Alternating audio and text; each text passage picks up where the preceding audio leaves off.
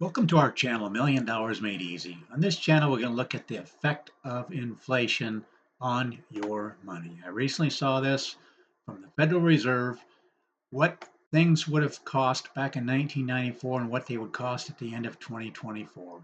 And basically, because of inflation, goods and services that cost 132,000 back in 1994 would cost 279,000 today, which is a difference of 147,000, which means it's a 112% increase since 1994 for goods and services. But we all know home values have gone up even more than inflation. The same house that would be worth 132,000 in 1994 would cost you 419,200. That's the average home price today at the end of 2024. That's an increase of 287,000.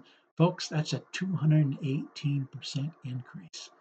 I want you to notice on this channel, what we do on this channel is run numbers for people. We set up spreadsheets and show you all kinds of different financial concepts. The one we're looking at in this video is the impact inflation can have on your nest egg. And look at this, folks.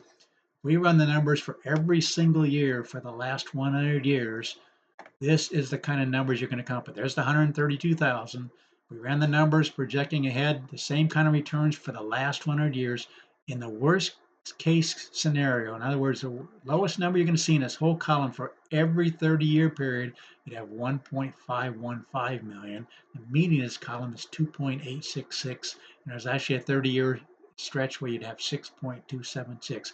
But we're specifically looking at 1995 here. These are the actual numbers. Again, we're looking at from the end of 1994 to the end of 2024, a 30-year period.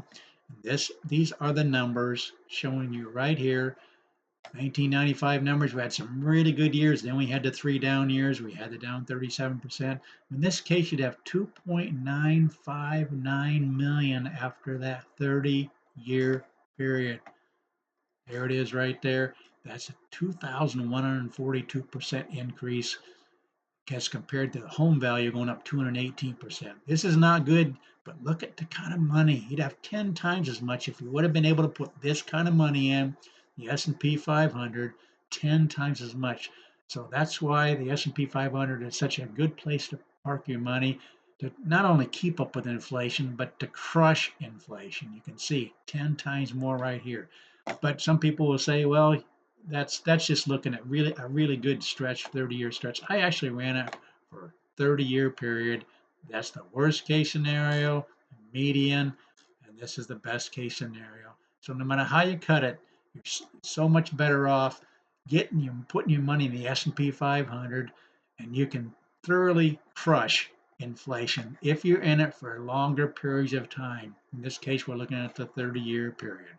Folks, that's what we do on this channel. We run numbers to show you these kind of things, to show you to have 10 times as much. Not only does S&P 500 keep up with inflation, it crushes inflation over the long term. Again, that's what we do on this channel. We set up spreadsheets to run all kinds of different numbers for people, showing you all these different financial concepts. Please consider subscribing. Please share this channel with others. Let people know about this channel, and please like the video, and thanks for watching.